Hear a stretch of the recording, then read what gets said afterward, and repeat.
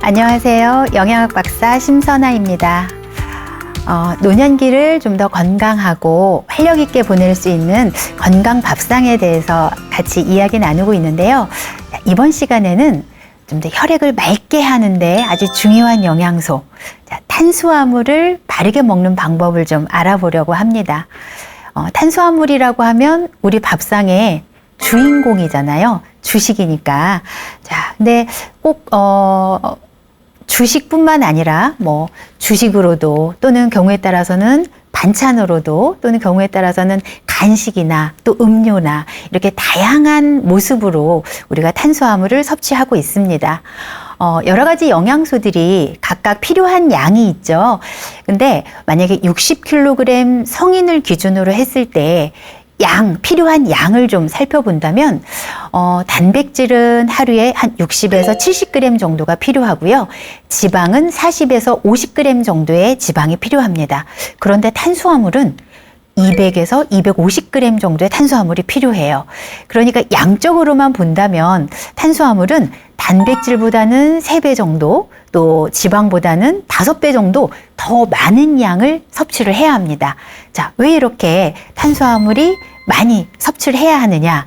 왜냐하면 그만큼 우리 몸에서 많이 사용을 하기 때문이에요. 그러니까 우리 몸에서 에너지로 사용하는 가장 기본적인 영양소가 바로 탄수화물입니다. 자, 그런데 일단 적당히 이렇게 먹으면 참 좋은데 우리에게 굉장히 즐거움도 주고 우리에게 건강을 유지할 수 있도록 해주는데 이 탄수화물 음식이 참 맛있는 음식도 많고 또 과식하기 그러다 보니까 과식하기 쉬운 음식도 많고 부드럽고 달콤하고 먹기 쉽고 가공하기 쉽고 이런 식품들이 많다 보니까 탄수화물을 적절하게 섭취하지 못하고 과잉 섭취하게 되면서 여러 가지 건강 문제들을 많이 일으키게 됩니다. 그래서 이번 시간에는 탄수화물을 제대로 알고 제대로 먹는 방법까지 잘 배워서 앞으로는 좀 당당하게 탄수화물을 먹을 수 있도록 그런 방법들을 좀 살펴보려고 합니다. 탄수화물 하면 이제 만성질환, 만병의 근원, 요즘은 이렇게 굉장히 좀 낙인이 찍혀 있는데요. 실제로 이제 노년기로 갈수록 우리가 퇴행성 만성 질환들이 많이 동반을 하고 있습니다. 그래서 65세 이상 노년기에는 만성 질환을 하나만 갖고 있는 사람도 90% 이상이고 3개 이상 가지고 있는 사람도 50%가 넘어요. 그러니까 대부분의 많은 분들이 이런 만성 질환들을 가지고 있는데 노년기에 주로 나타나는 동반되는 만성 질환의 종류를 보면 고혈압이라든지 또는 관절염이라든지 당뇨병이라든지 요통이라든지 뭐 이런 여러 가지 만성 질환들이 동반이 됩니다. 자, 이게 남성보다는 오히려 또 여성에게 동반되는 만성 질환의 개수가 좀 더 많아요. 그래서 여성들이 평균 수명도 길지만 여러 가지 만성 질환에 노출이 되는 확률도 상당히 높다. 그래서 여러 가지 호르몬 관련된 문제들이 그 노년기에 여성들의 삶을 좀 더 힘들게 만드는 경우들이 사실은 많이 있습니다. 자, 노년기, 물론 성인기부터 우리가 대사증후군, 요즘은 뭐 청소년기에도 대사증후군이 있는 분이 있더라고요. 그런데 이제 주로 성인을 지나면서 특히 노년기로 갈수록 대사증후군이라는 이야기를 많이 들어보셨을 거예요. 우리나라 성인 3명 중에 1명이 대사증후군에 노출이 되어 있고 대사증후군이다라고 하면 사실 이 대사증후군은 하나의 어떤 질병이 아니라 여러 가지 뭐 지금 말씀드릴 5가지 중에 혈당이 높은 경우 또는 복부 비만이 있는 경우 또는 혈압이 정상보다 높은 경우 중성지방이 정상보다 높은 경우 그리고 혈액 중에 HDL 콜레스테롤이 정상보다 낮은 경우 이 5가지의 경우 중에 3가지 이상이 해당이 되면 우리가 이것을 대사증후군이다라고 합니다. 이걸 대사증후군이라고 이렇게 하나의 어떤 패밀리로 가족으로 묶은 이유가 있어요.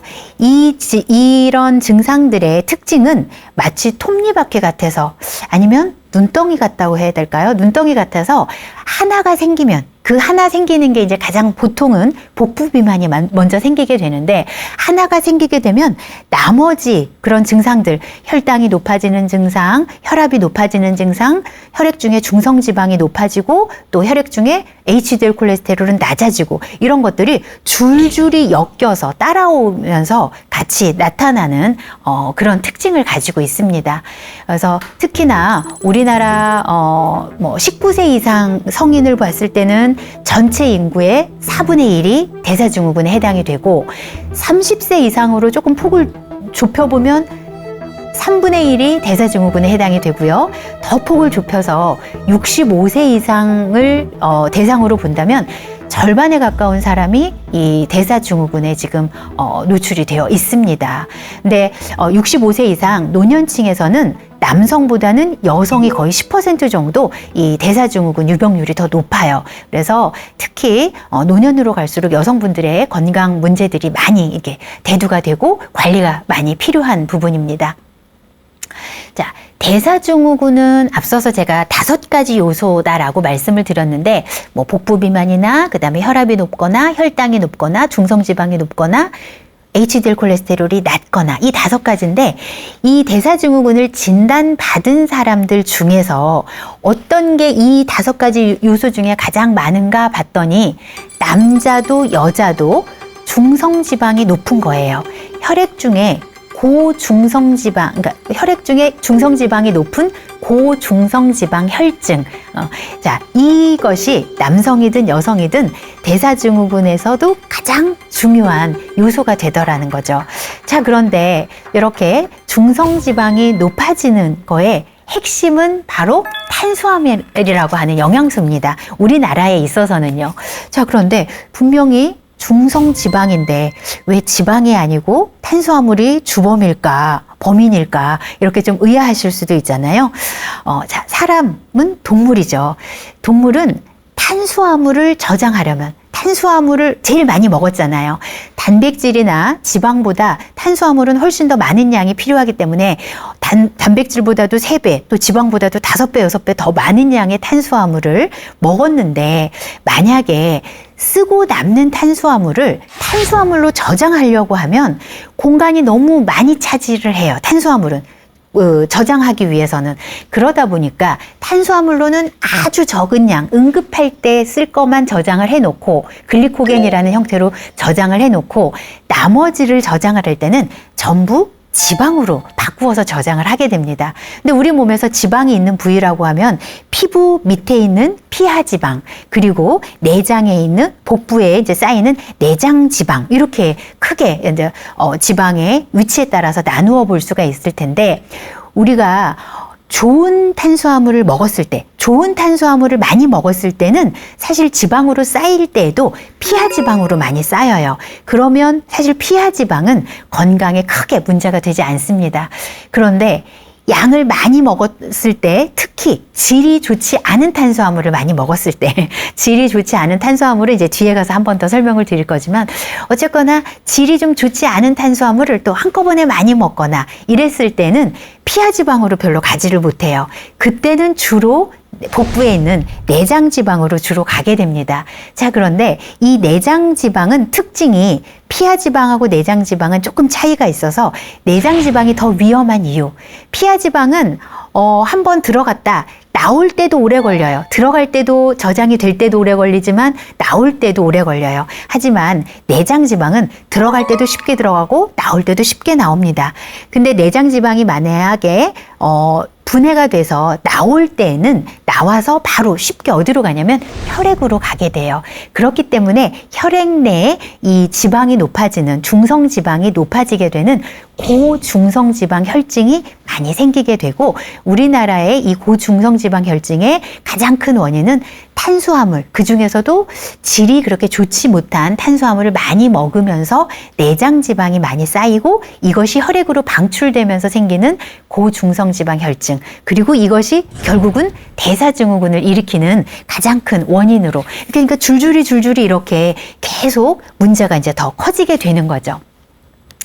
자, 그래서 이 대사증후군을 이제 잘 관리하는 것, 특히 노년기로 갈수록 우리가 혈액이나 혈관 질환들에 노출이 많이 되게 되고, 혈액이나 혈관 질환들은 이제 응급한, 예를 들면 심근경색이라든가 뇌졸중이라든가 어떤 사망에 이를 수 있는 아주 응급한 그런 그 상황들을 만들 수 있기 때문에 굉장히 이제 잘 관리가 되어야 되겠죠. 그래서 이 대사증후군을 우리가 관리할 때 영양 관리 중에서 물론 뭐 운동도 중요하지만 이제 오늘은 밥상을 이야기하는 시간이니까 식단 관리 중에서는 대사증후군을 관리하기 위해서 목표가 3가지입니다. 자, 첫째는 복부 비만을 예방하는 거예요. 그래서 체중 조절을 적절하게 건강한 체중을 잘 유지하고 내장 지방이 쌓이지 않도록 체중 조절을 하는데 이 식사 목표가 있고요. 자, 2번째는 고중성지방 혈증이 가장 문제가 된다고 했으니까 이렇게 중성지방과 같은 이상 지질 혈증을 개선하는, 그러니까 혈액을 맑게 하는 밥상, 이거가 이제 2번째 목표가 되겠고요. 자, 3번째는 혈압을 조절하는 그런 밥상, 이렇게 3가지 목표를 가지고 우리 오늘 밥상을 좀 살펴보도록 하겠습니다.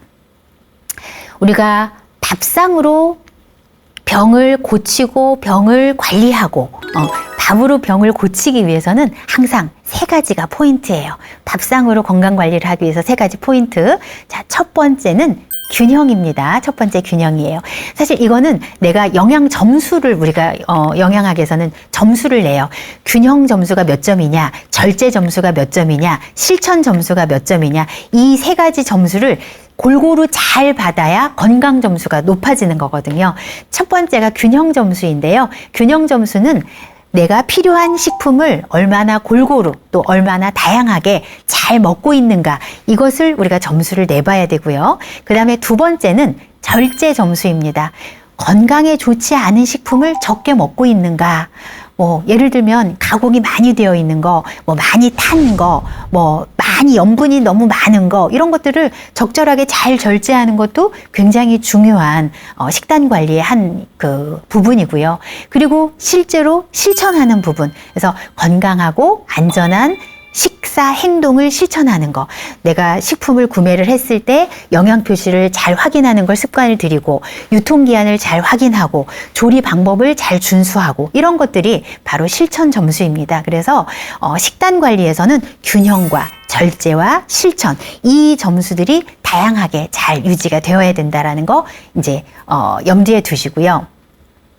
우리나라 국민건강영양조사를 해보면 우리나라 사람들이 어떻게 영양소를 어떤 비율로 먹고 있나 대대적으로 이제 매년 지금 조사를 하고 있는데요. 조사를 해보면 이제 특징이 이제 유아부터 그 다음에 청소년, 성인, 그리고 이제 노년층 이렇게 가겠죠. 이 이제 노년층으로 갈수록 아주 두드러진 특징이 바로 단백질은 적게 먹고 탄수화물 비율이 높은 거예요. 우리가 탄단지라고 하죠. 탄수화물과 단백질과 지방, 이렇게 3가지 영양소를 놓고 봤을 때 에너지를 내는 영양소이거든요. 그러면 탄수화물, 단백질, 지방, 가장 이상적인 비율은 탄수화물은 60%를 넘지 않게 먹는 것, 그리고 단백질은 약 20%, 그리고 지방도 약 20% 이렇게 생각을 하시면 가장 쉽습니다. 그래서 탄단지 비율이 6대 2대 2 이 정도 비율 범위 내에서 섭취를 하는 것이 가장 좋아요. 자, 그런데 사실은 청소년기까지는, 지금 현재로 보자면 청소년기까지는 이 비율이 거의 다 잘 지켜지고 있어요. 그런데 이제 50세가 넘어가면서부터 이 비율이 조금씩 깨지기 시작합니다. 그래서 탄수화물 비율이 조금씩 이제 높아지게 돼요. 그래서 50세가 되면은 탄수화물 비율이 남자는 한 64%까지, 그리고 여성은 69%까지 높아지게 됩니다.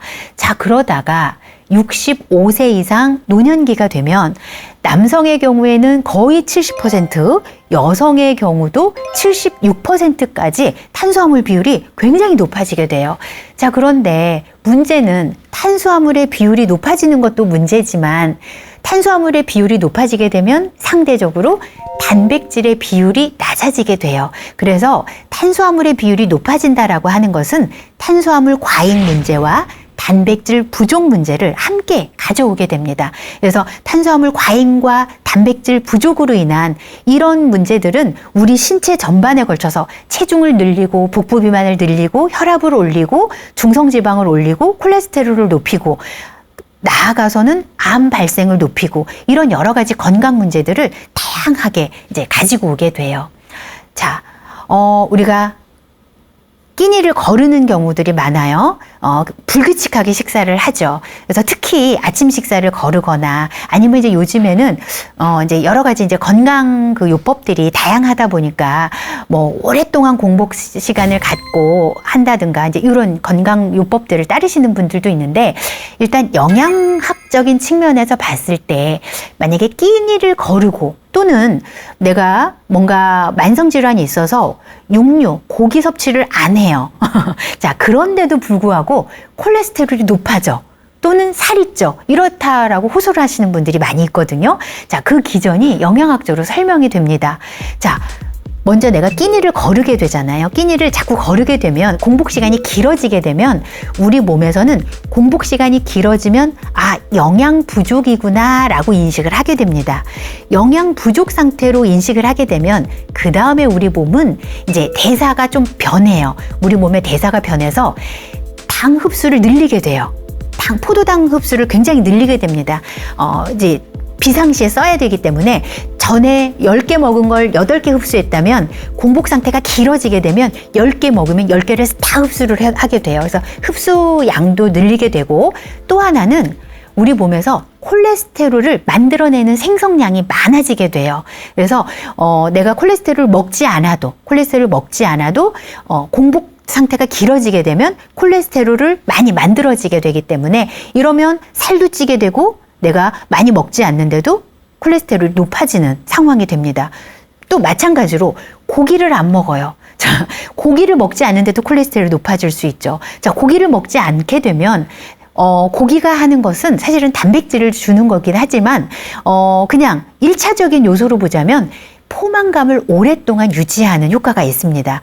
우리가 밥을 먹을 때와 고기를 먹을 때 포만감 유지 시간이 굉장히 달라요. 밥을 먹으면 빨리 배가 부르지만 그만큼 빨리 공복감도 빨라지게 돼요. 그러니까 포만감을 유지하는 시간은 길지가 않아요. 하지만 고기는 내가 고기를 먹게 되면 포만감을 유지하는 시간이 길기 때문에 고기를 먹지 않으면 포만감이 유지가 안 되니까 그 공복감이 생기면서 그만큼 탄수화물 식품들을 더 많이 먹을 수가 있어요. 자, 그렇게 하고 또 단백질이 부족해지면서 근육량이 적어지니까 우리 몸에서는 기초대사량이 줄어들게 되고 에너지를 아껴 쓰게 됩니다. 그러다 보면 이제 지방이 높아지게 되고 그러면서 우리 몸에서 또 콜레스테롤 수치가 만들어지게 돼요.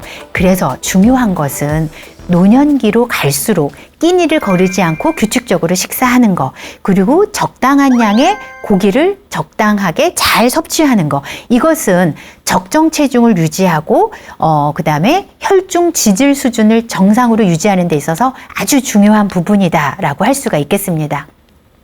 자, 그러면 우리가 탄수화물, 이제 그 중에서도 이제 오늘은 대표적으로 탄수화물을 알아볼 건데, 탄수화물은 여러 가지 모습을 띠고 있어요. 우리가 탄수화물이라고 하면 밥, 면, 뭐 이런 것들을 하지만 그 외에도 뭐 반찬으로도 활용을 하고 있고, 그 다음에 간식으로, 후식으로, 음료로 다양한 모습으로 우리가 먹고 있는데요.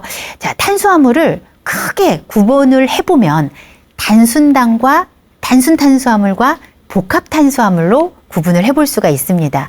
예를 들어서 탄수화물의 가장 기본 단위는 당이에요. 당. 더 이상 쪼개지지 않는 당. 예를 들면 포도당, 과당 이렇게 하는 당이 이 탄수화물의 가장 기본 단위인데, 이 볼펜이 당이라고 봤을 때 이 당이 하나든가 두 개만 붙어 있으면, 하나짜리면 아주 쉽게 흡수가 될 거고, 두 개가 붙어 있으면 한 번만 쪼개지면 되니까 이것도 역시 아주 쉽게 흡수가 될 거예요. 그래서 이렇게 당이 하나이나 두 개만 붙어 있는 것을 우리가 단순한 구조잖아요. 그래서 단순당 또는 단순 탄수화물이라고 표현을 합니다. 자, 그런데 이 당이 여러 개 붙어 있거나 뭐 심지어 우리가 밥을 먹거나 밥 중에서도 또 현미밥을 먹거나 뭐 이렇게 하면 이 당이 굉장히 많이 붙어 있어요. 몇백 개 붙어 있을 수도 있고 어떤 경우에는 몇천 개가 붙어 있을 수도 있어요. 이 당이 많이 붙어 있을수록 이거를 쪼개는 시간이 많이 걸리게 되겠죠. 시간도 많이 걸리고 여러 가지 뭐가 더 물질들도 많이 필요하겠죠. 그래서 이런 그 당이 많이 붙어 있는 상태를 우리가 복합 탄수화물이다라고 이야기를 합니다. 그래서 이 복합 탄수화물에 해당되는 것이 우리가 올리고당도 해당이 되지만 대부분은 전분, 우리가 밥을 통해서 먹는 전분, 밥이나 고구마, 감자를 통해서 먹는 전분이 해당이 되고요. 또 글리코겐이라고 하는 것이 있고 또 하나는 채소나 해조류에 많이 들어있는 식이섬유가 해당이 됩니다. 그래서 식이섬유는 물론 우리 몸에 이게 다 쪼개지는 효소가 없기 때문에 다 쪼개질 수는 없지만 당이 붙어 있는 구조 자체는 똑같아요. 그래서 식이섬유소도 넓은 의미로 봤을 때는 이 복합 탄수화물에 해당이 됩니다. 뭐 반면에 이렇게 단순당에는 우리가 잘 알고 있는 과일에 많이 들어있는 과당이라든지 뭐 포도당 뭐 이런 것들이 들어있고 또 우유에 많이 들어있는 유당 또는 설탕 이런 것들이 이런 단순당에 해당이 될 수 있겠습니다. 그래서 사실은 그 탄수화물의 종류는 우리가 생각하는 것보다 아주 많이 있기 때문에 우리가 눈에 보이는 탄수화물도 먹지만 미처 인식하지 못하는 사이에 내가 과잉 섭취하게 되는 경우들이 많아요. 자, 그래서 우리가 탄수화물은 양과 좋은 탄수화물, 우리 몸에 크게 해를 주지 않으면서 건강한 측면을 많이 줄 수 있는 그런 좋은 탄수화물을 잘 선택해서 먹어야 되는데 좋은 탄수화물이다라고 하면 조건이 필요해요. 자, 첫 번째가 혈당 지수가 낮은 탄수화물입니다. 자, 혈당 지수가 낮다라고 하는 것은 내가 그 탄수화물 음식을 먹었을 때 혈당을 급격하게 빨리 올리지 않아야 된다라는 뜻이에요. 자, 앞서서 단순당이 혈당 지수가 높을 수밖에 없고 우리가 좋지 않은 나쁜 당이다라고 이야기하는 이유가 그렇습니다. 말씀드렸다시피 당이 하나나 두 개만 붙어 있으면 쪼개지기 쉽거나 쪼개지지 않아도 바로 흡수가 될 수 있기 때문에 그만큼 혈당을 빠르게 올리게 되겠죠. 이런 경우에는 우리가 혈당 지수가 높다라고 이야기를 하게 됩니다. 자, 또 하나는 만약에 이게 많이 붙어 있는 복합 탄수화물이다 하더라도 복합 탄수화물 예를 들면 쌀이에요. 쌀을 처음에 우리가 수확을 하면 현미 상태가 되죠. 그러면 현미 상태에서는 전분이기 때문에 근데 백미도 전분이에요. 근데 이제 현미도 전분, 백미도 전분. 근데 이 당이 많이 붙어 있겠죠. 그럼 이 당을 쪼개는 데 시간은 오래 걸려요. 그런데 현미에는 도정을 하지 않게 되면 백미와는 다르게 그 안에 식이섬유소도 많고 그 겨가 있기 때문에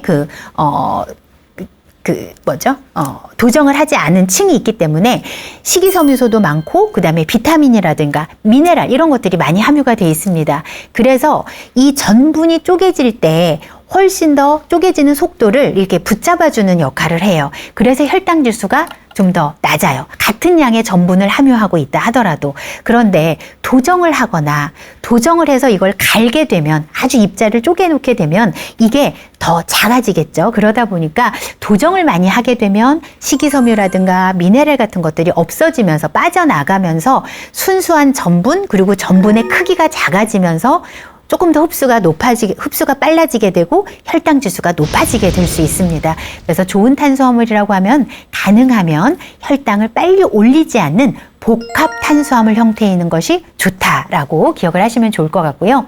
자, 그럼 탄수화물의 하루 필요량은 제가 이제 처음 서두에 말씀을 드렸지만 최소 130g 정도 그리고 가능하면 130g에서 300g 정도 범위인데 평균적으로 봤을 때는 뭐 물론 남자냐 여자냐 또는 체격에 따라 다르기는 하지만 일반적으로 65세 노년층이다라고 하면 200에서 250g 정도, 여성분이라면 한 200g, 남성분이라면 250g 정도를 기준으로 보시면 크게 틀리지 않을 것 같습니다. 자, 그러면 제가 탄수화물 안에 식이섬유소도 포함이 된다라고 말씀을 드렸고요. 이 식이섬유소는 아주 건강에 유익한 측면들이 많기 때문에 제가 뒤에서 또 설명을 드릴 거예요. 그러면 식이섬유소는 하루에 얼만큼 필요할까? 이 탄수화물 전체 양과 별도로 식이섬유소 양은 65세 이상이라면 남자는 하루에 25g 정도, 그리고 여자라면 20g 정도의 식이섬유소가 필요합니다. 그래서 이제 내가 탄수화물을 적정량을 먹고 있는지, 또 식이섬유소를 적정량을 먹고 있는지, 이런 것도 점검이 좀 필요하실 것 같아요. 자, 우리가 탄수화물을 공급해주는 식품군들 중에서 가장 중요한 것은 이제 첫 번째가 바로 곡류가 되겠죠. 곡류, 잡곡입니다.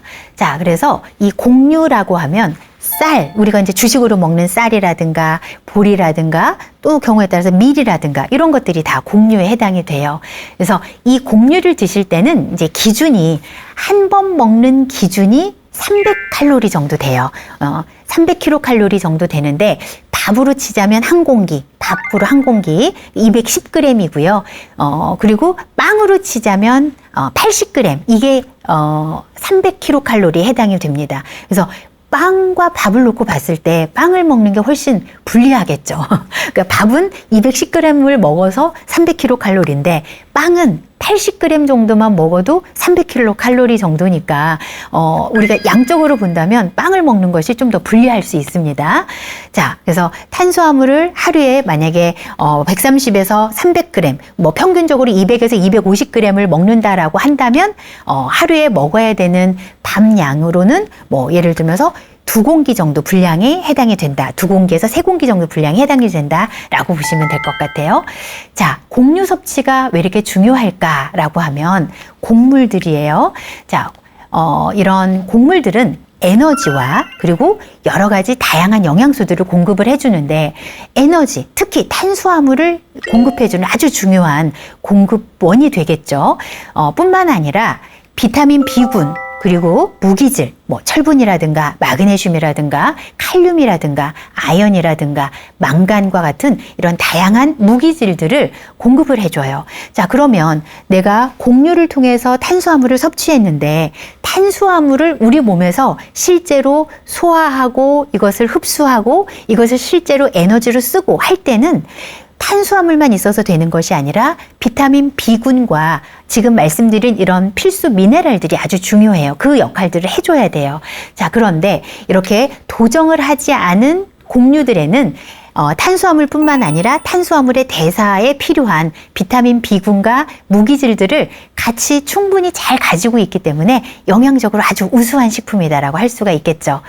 자, 특히 도정하지 않은 전곡류, 통곡물들에는 식이섬유가 많이 함유가 되어 있는데 이 식이섬유소가 또 장 운동을 도와서 변비도 해결을 할 수 있고 특히 노년층으로 갈수록 이 장에 대장이 약간씩 이렇게 움푹 패이면서 거기에 찌꺼기들이 끼어서 염증이 나중에 생기는 개실염, 개실증 같은 것들이 많이 생기시는데요. 이런 통곡물을 많이 먹게 되면 이런 식이섬유가 이런 개실염이나 개실증을 예방하는 데도 많은 도움을 줄 수가 있습니다. 특히 식이섬유소는 당이 많이 붙어 있기는 하지만 이 당을 전분하고는 구조가 조금 달라서 이 당을 쪼갤 수 있는 소화 효소가 없기 때문에 실제로 우리 몸에 흡수가 되지는 않아요. 그래서 칼로리를 내지는 않습니다. 그래서 포만감은 주지만 칼로리는 별로 주지 않으니까 비만을 예방한다든가 또는 심장병을 예방한다든가 또는 당뇨병을 예방하고 관리한다든가 이런 데 상당히 좀 도움이 될 수가 있습니다.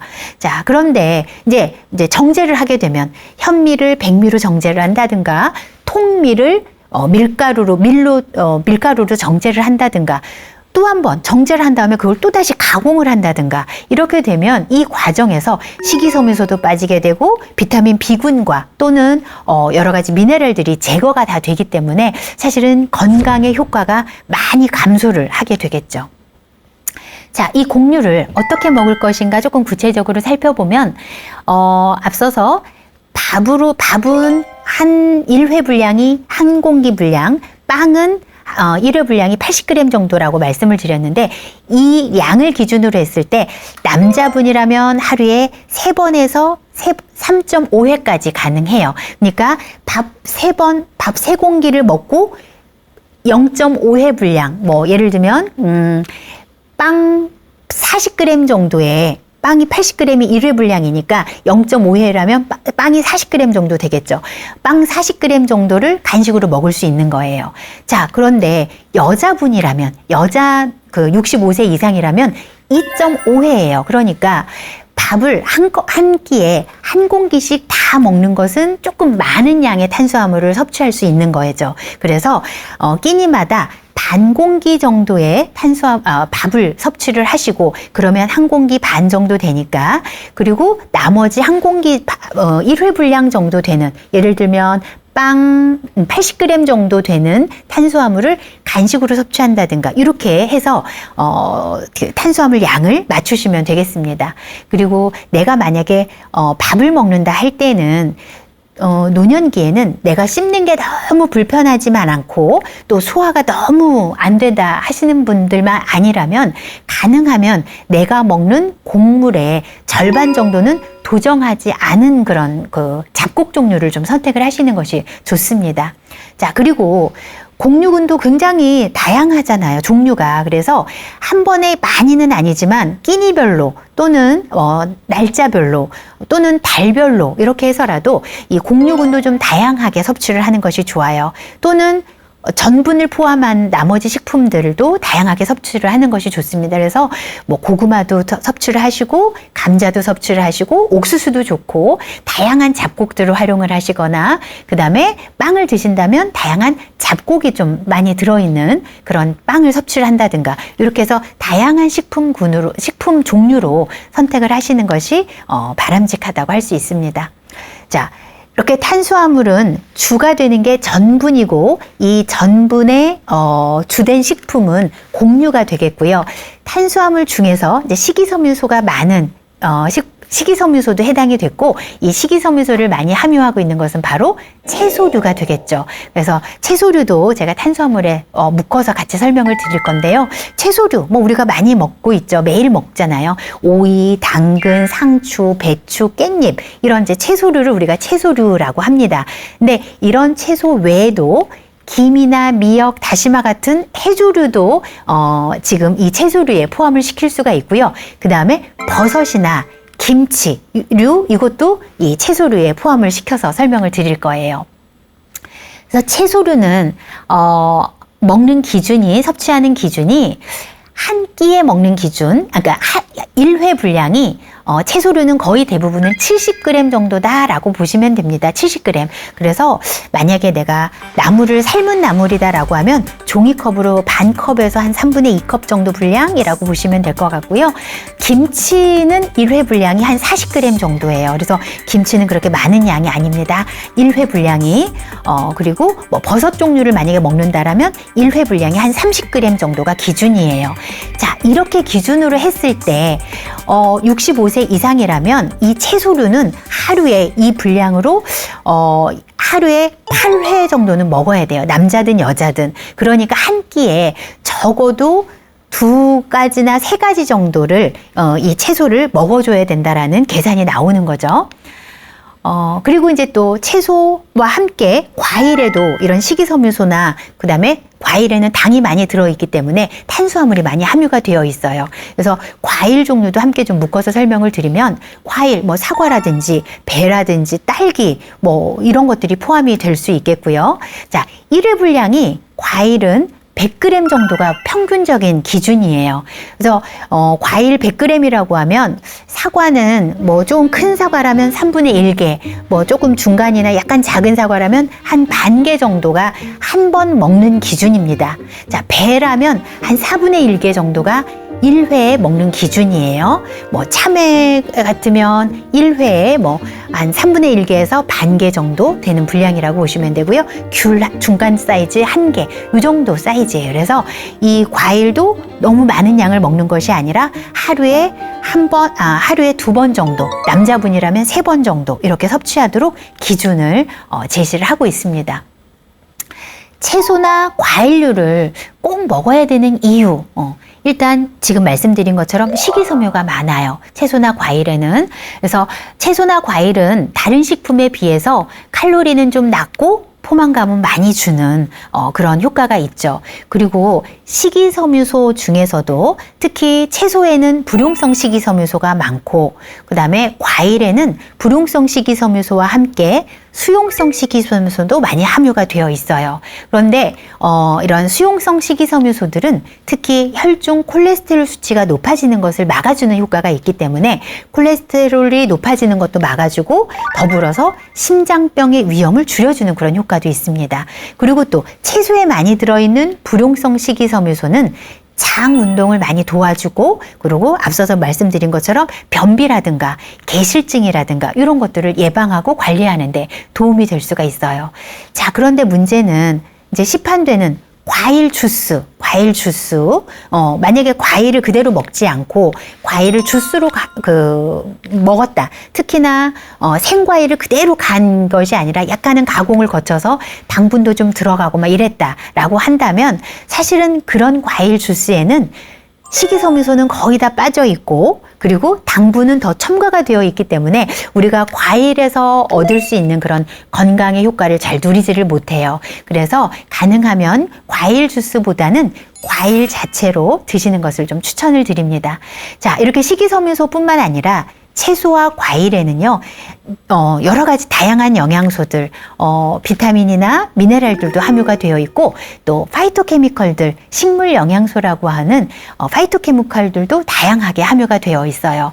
이런 비타민, 미네랄, 파이토케미컬 이런 영양소들은 혈압을 정상적으로 유지를 해준다든가 적혈구, 피를 만들어준다든가 특히 이제 눈을 좀 보호해준다든가 그리고 염증을 완화시켜준다든가 상처 회복을 좀 빠르게 해준다든가 이런 역할들을 할 수 있고요. 이런 것들은 색깔이 진할수록 더 다양하게 많이 함유가 되어 있어요. 그래서 다양한 종류들의 그런 채소나 과일을 섭취하는 것들이 중요합니다. 채소나 과일을 섭취를 할 때는 색깔을 보고 선택을 하시는 게 아주 중요한데 가장 좋은 건 하루에 5가지 컬러의 채소를 5접시 이상 먹는 것이 좋다. 이렇게 쉽게 기억을 하시면 좋을 것 같아요.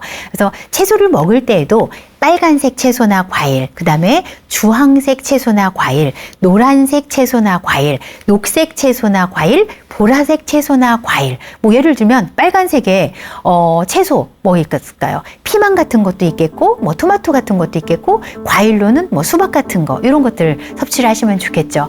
주황색으로는 당근 같은 채소 아니면 호박 같은 채소 이런 채소들 그 다음에 과일로는 뭐 귤 같은 거 이런 거 섭취를 하시면 좋겠고요. 노란색으로는 뭐 채소에 노란색 채소 뭐 있을까요? 뭐 예를 들면 옥수수 같은 것들도 있겠고 뭐 이런 것들을 있고 과일로는 뭐 바나나라든가 참외라든가 이런 것들 섭취하면 좋겠고요. 녹색 채소 뭐 시금치라든가 케일이라든가 깻잎 같은 거 뭐 오이 같은 거 이런 거 섭취하고 뭐 키위 같은 과일 이런 것도 녹색 과일에 해당이 되겠죠. 보라색으로는 뭐 가지라든가 이런 것들 섭취하시고 그다음에 과일에도 포도라든가 뭐 블루베리라든가 이런 종류들을 선택해서 아무튼 컬러가 좀 진한 것들을 좀 다양하게 섭취를 하시는 것이 좋아요.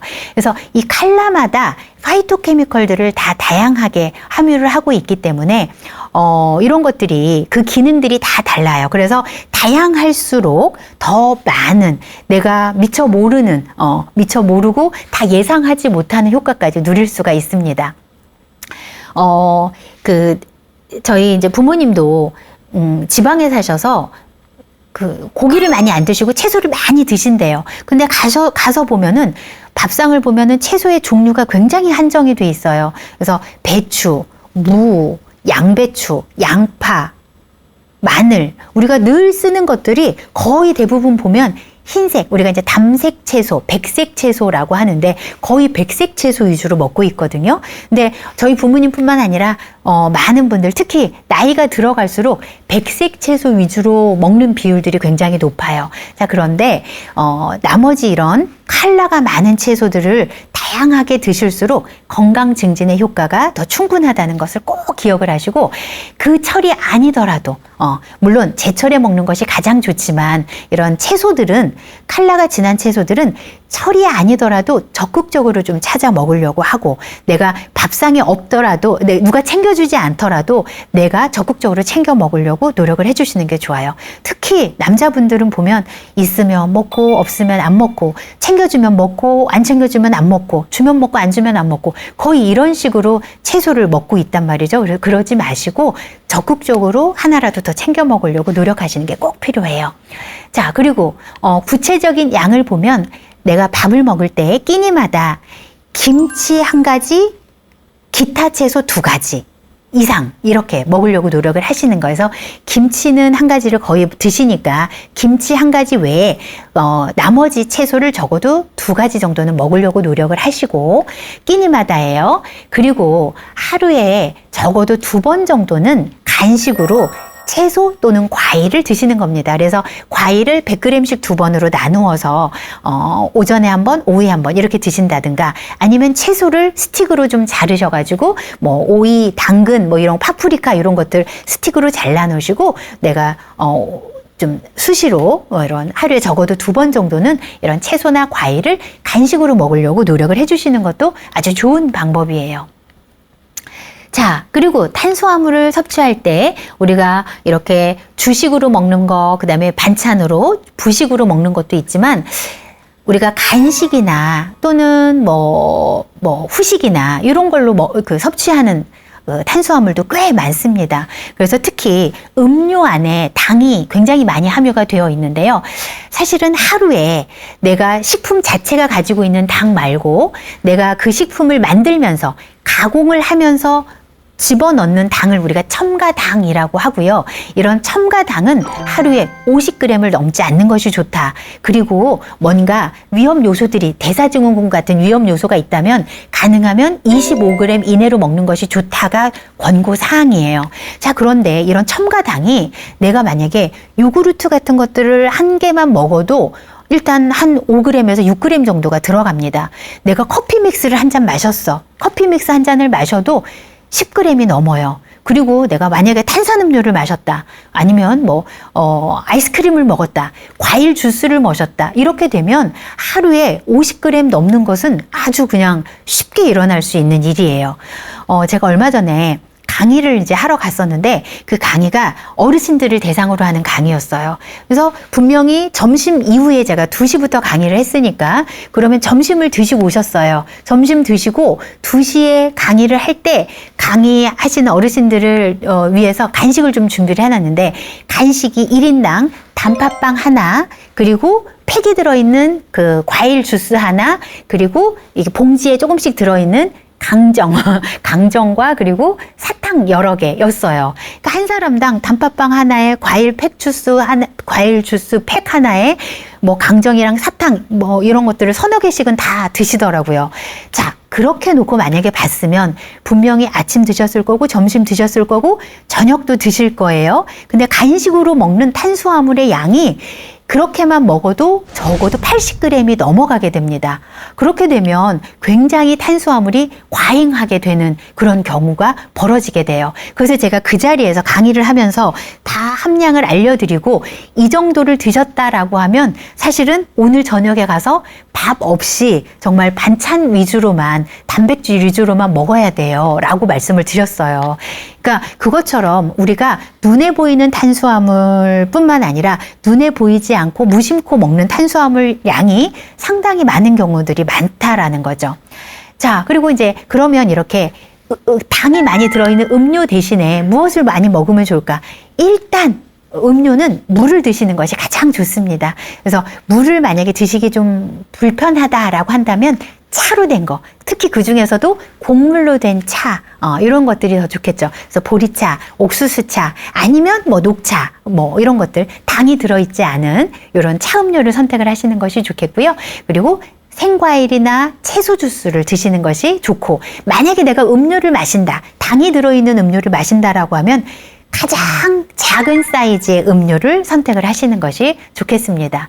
자, 그리고 우리가 탄수화물을 이렇게 많이 먹게 되잖아요. 그 탄수화물을 지나치게 많이 먹게 되면 자연스럽게 따라오는 게 바로 염분이에요. 염분도 자연스럽게 많이 먹게 돼요. 그래서 이렇게 짠 음식도 많이 먹게 되는데, 이런 짠 음식, 뭐 나트륨이 많이 들어있는 음식, 찌개라든가 김치라든가 뭐 젓갈이라든가 이런 것뿐만 아니더라도 우리가 뭐 소스라든가 이런 거에도 굉장히 염분이 과잉되기가 쉽습니다. 특히 65세 이상이라면 남성이든 여성이든 하루에 나트륨으로 1700mg이에요. 2000mg보다 더 낮아요. 그래서 조금 과거보다 내가 최대한 좀 나트륨을 줄여 먹으려고 노력을 하셔야 돼요.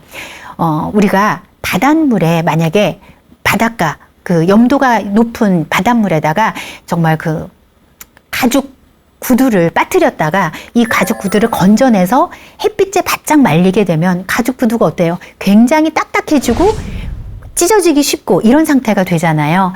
우리 혈관을, 내가 소금을 많이 먹은 염분이 많은 식사를 하게 되면 우리 혈관이 마치 그렇게 되는 것처럼 그 바닷물에 빠졌다가 마른 가죽 구두처럼 딱딱해지고 찢어지기 쉽고 손상받기 쉬운 상태가 된다라고 기억을 하시면 좋을 것 같습니다. 그래서 항상 매 끼마다 싱겁게 조리하려고 노력해야 되고, 국이나 찌개는 최대한 작은 그릇에, 그리고 건더기 위주로 섭취를 하려고 하고요. 국이나 찌개가 있을 때는 항상 싱거운 반찬을 함께 둬서 싱거운 반찬과 간을 별도로 하지 않은 반찬과 함께 먹으려고 노력을 하실 수 있도록, 그리고 뭔가 가공식품을 구입을 하실 때는 항상 영양 표시를 확인하셔서 나트륨이 많지 않은지를 확인하시는 것도 굉장히 중요합니다. 자, 그래서 좀 정리를 해보면, 건강하게 탄수화물을 먹기 위해서는 도정이 많이 되어 있는 백미보다는 현미나 통곡물들을 주로 이용한 그런 잡곡밥을 섭취를 하시고, 빵을 꼭 드셔야 된다면 흰 빵보다는 요즘은 통밀 또는 통곡물들이 많이 들어있는 거친 빵들이 나와 있으니까 그런 빵들을 좀 활용을 하시면 좋겠고요. 뭐 라면이나 파스타 같은 이런 가공된 면들보다는 메밀이라든지 귀리라든지 고구마 또는 콩, 이렇게 이런 식품들을 가공하지 않은 식품들로 만든 음식들을 섭취하시는 것이 좋겠고, 뭐 단 음료보다는 당분이 좀 낮은 과일 형태로 간식을 섭취하는 것이 좋겠고요. 또 간식을 섭취를 할 때도 과자라든가 또는 뭐 당분이 많이 들어있는 간식을 섭취하는 것보다는 견과류 같은 건강한 간식을 선택을 하시는 것이 좋겠습니다. 면을 아주 좋아하는 분이었는데 면을 6개월 동안 면만 끊었대요. 면만 끊었더니 체중이 10kg이 빠지신 거예요. 근데 이분이 본인이 생각했던 것보다 체중이 너무 많이 빠진 거죠. 그래서 이분은 혹시나 하고 병원에 가서 내가 암에 걸렸나? 암 검사를 하셨다는 거예요. 그러니까 본인이 예상했던 것보다 훨씬 더 몸이 많이 빠지니까 좋아진 건가? 혹시 내한테 무슨 문제가 있는 건가? 이렇게 의심이 될 정도였다라는 거죠. 검사를 해보니까 다 좋아지셨어요. 자, 그 정도로 우리가 탄수화물의 양 조절, 탄수화물의 어떤 조리 방법, 먹는 방법을 좀 조절하게 되면 정말 식생활 점수가 많이 좋아지는 그런 결과를 얻을 수가 있습니다. 자, 오늘 강의는 이것으로 마치겠습니다. 감사합니다.